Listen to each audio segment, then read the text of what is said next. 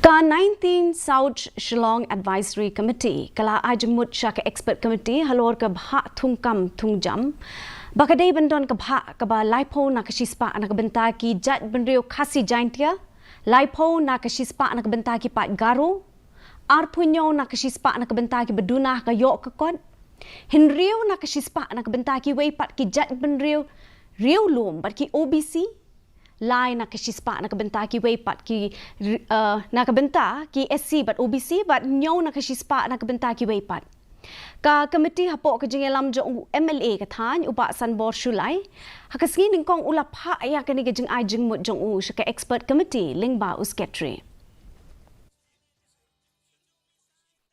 The main highlights of our recommendation and suggestion is that the above reservation is being done keeping in mind the population census of 2011 tribal make up to 86.15% of Meghalaya population. 30% we have suggested to reserve for KHASI Jaintia, reserve for Garo 30% and 27% to reserve for economically weaker section, 6% combined to other Shull tribe, Tulkas and OBC, out of which 3% for other Shull tribe and 3% for Tulkas and OBC, 7% on reserve for general.